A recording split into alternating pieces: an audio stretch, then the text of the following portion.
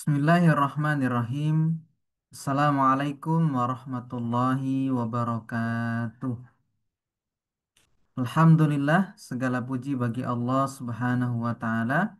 Salam dan salam semoga selalu tercurah kepada teladan kita, Nabi Muhammad Sallallahu Alaihi Wasallam. Baik, para ustadz-ustadzah dan teman-teman semuanya, insya Allah di kesempatan kali ini saya ingin sedikit berbagi tentang ilmu nahu yang ada di dalam kitab Matan Al-Ajurrumiyah. Jadi kitab Al-Ajurrumiyah ini adalah kitab yang biasa dikaji bagi siapa saja yang kemudian akan mempelajari ilmu nahu. Nah, ini menjadi jembatan pertama untuk mendalami ilmu nahu. Nah, kitab ini ditulis oleh seorang ulama bernama Abu Abdillah Muhammad bin Muhammad bin Dawud As-Sonhaji.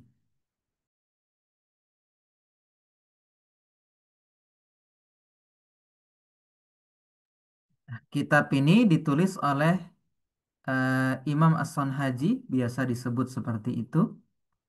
Dan insya Allah di video pertama ini kita akan mulai pembahasan dari awal ya. Bismillahirrahmanirrahim. Qala al-musannif Syekh Muhammad bin Muhammad bin Dawud As-Sonhaji fi kitabihi Matnu al-Ajrumiyah rahimallahu taala wa nafa'ana bihi wa bi ulumihi fid dharaini amin. Nah, Bismillahirrahmanirrahim. Beliau mengawali matan kitabnya dengan basmalah. Ini digunakan biasanya karena ingin meneladani Al-Qur'an ya. Nah, kemudian beliau menyampaikan qalal musannif rahimallahu taala anwaul kalami. Ini berbicara tentang jenis-jenis kalam ya. Al kalamu kalam. Nah, apa itu kalam? Huwa adalah al lafzu lafaz, al murakkabu murakkab, al mufid berfaedah, bil wad'i disengaja atau menggunakan bahasa Arab. Jadi ada definisi kalam ya. Jadi kapan sebuah kalimat itu disebut kalam? Nah, maka sebuah kalimat itu bisa disebut kalam ketika terpenuhi empat syarat. Yang pertama, kalam itu harus terlafazkan, satu. Dua, murakkab. Murakkab itu tersusun minimal dari dua kata. Yang ketiga, mufid. Mufid itu artinya adalah berfaedah, orang yang mendengarkan apa yang kita sampaikan itu paham dengan apa yang kita ucapkan dan dia tidak menunggu sesuatu yang lain. Itu namanya mufid. Bil wad'i ini punya dua makna. Satu, disengaja. Dua, adalah dengan menggunakan bahasa Arab. Nah, apa saja yang terpenuhi dari empat syarat ini, maka dia disebut dengan kalam. Kemudian wa aksamuhu salah satun, dan jenis-jenis kalam maksudnya penyusun kalam. Kalam itu kan terdiri dari minimal dua kata atau lebih. Nah, maka penyusun kalam atau kata yang akan menjadi penyusun kalam itu nanti ada salah satu tiga.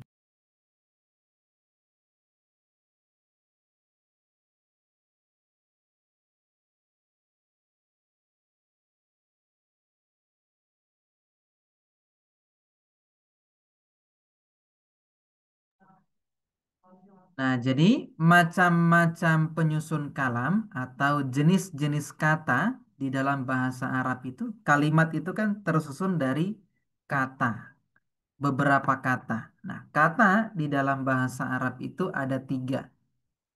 Ada ismun, isim, wa fi'lun, dan fi'il, wa harfun, dan huruf.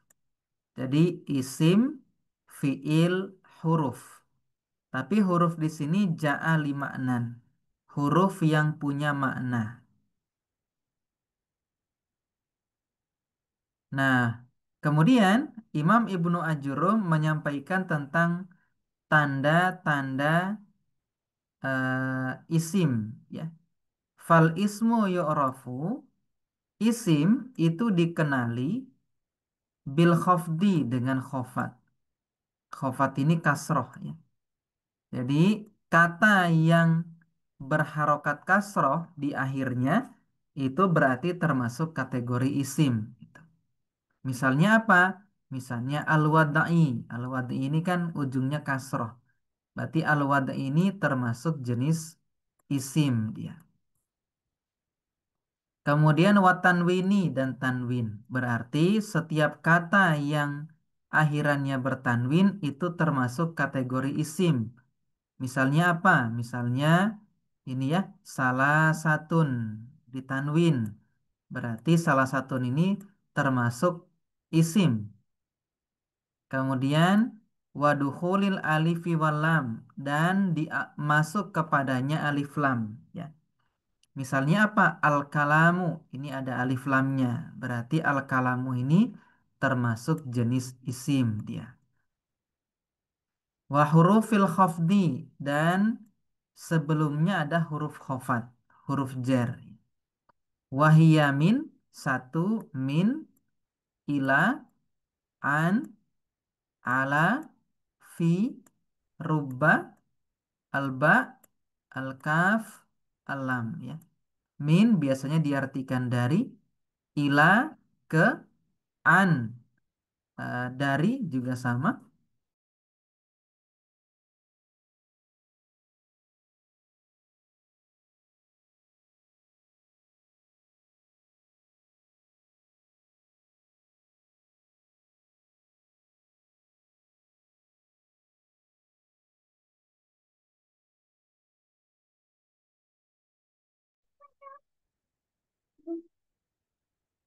Ala biasanya diartikan di atas, fi di dalam, ruba bisa betapa sedikit atau betapa banyak, alba artinya dengan, biasanya jadinya bi di sini. Al-kaf ini ka artinya seperti, lam ini li bisa bermakna milik atau untuk. Wa huruful qasami dan huruf qasam, ya. Nah, misalnya apa? Waw, ba, dan ta. Ini huruf-huruf qasam. Mana contoh yang ada huruf khofatnya? Misalnya ini, bil wadai. Ini ada huruf jernya. Berarti yang di depan itu adalah isim. Karena sebelumnya ada huruf.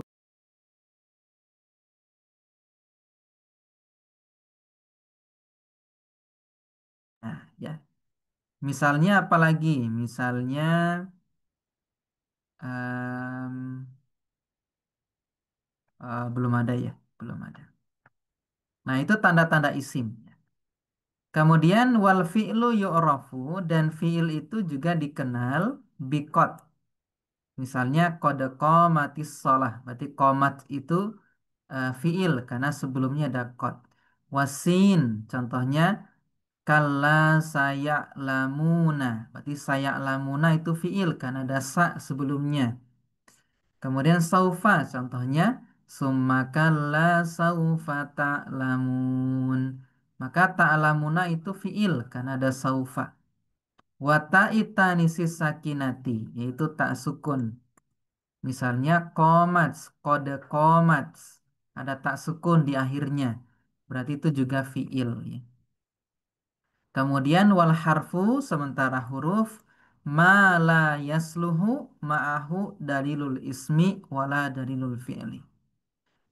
Huruf itu adalah ma apa yang la tidak yasluhu layak ma'ahu bersama huruf dalilul ismi tanda isim wala dalilul fi'li dan juga tidak tanda fi'il. Jadi kata yang tidak bisa kemasukan tanda isim ataupun fi'il berarti itu adalah huruf. Misalnya ala. Nah, ala ini nggak bisa dimasukin tanda-tanda isim di atas. Misalnya dikasih harokat kasroh nggak bisa, kasih tanwin nggak bisa, kita kasih alif lam nggak bisa, kita kasih huruf khofat sebelumnya nggak bisa juga. Kemudian kita kasih huruf kosam juga nggak bisa gitu. Kemudian kita kasih kot sebelumnya nggak bisa. Kita kasih sin atau saufa atau tak sukun nggak bisa juga. Berarti ala ini termasuk kategori huruf ya, bukan isim ataupun fiil. Nah, terakhir, apa contoh yang terpenuhi empat syarat di atas? Misalnya, ja'a, kalimatnya misalnya, ja'a zaidun. Nah, misalnya kita mengucapkan ja'a zaidun. Maka ketika kita mengucapkan ja'a zaidun, ini termasuk lafaz karena diucapkan. Murakkab karena tersusun dari dua kata. Mufid, iya. Kenapa? Karena orang paham dengan apa yang kita sampaikan tanpa menunggu sesuatu yang lain untuk melengkapi kalimat tersebut. Kemudian bil wad'i, karena saya sengaja ataupun kemudian menggunakan bahasa Arab. Maka ja'a Zaidun ini termasuk kalam seperti itu. Karena terpenuhi empat syarat. Contoh yang bukan kalam, misalnya Zaidun. Misalnya kita bilang Zaidun. Nah, Zaidun ini dia lafaz karena diucapkan. Tapi nggak murokkab karena hanya satu kata. Ditambah lagi dia tidak mufid. Kenapa? Karena orang masih menunggu apa yang dimaksud dengan Zaid. Kenapa si Zaid gitu. Berarti dia bukan eh, kalam. Misalnya hanya lagi kita mengatakan in jaa Zaidun. Jika Zaid datang. Ini lafaz murokab ya. Bahkan dia tiga kata kan. In, kemudian jaa dan Zaidun. Tapi dia tidak mufid. Kenapa? Karena orang masih menunggu. Kan kalimatnya jika Zaid datang. Emangnya kenapa kalau Zaid datang? Masih nunggu dia. Nah, jadi eh, dia tidak terpenuhi empat syarat ini. Nah, jadi yang terpenuhi syarat ini misalnya kalimat Ja'a Zaidun ya. Mungkin demikian untuk video pertama insya Allah. Nanti berikutnya video tentang babul i'rab. Demikian. Assalamualaikum warahmatullahi wabarakatuh.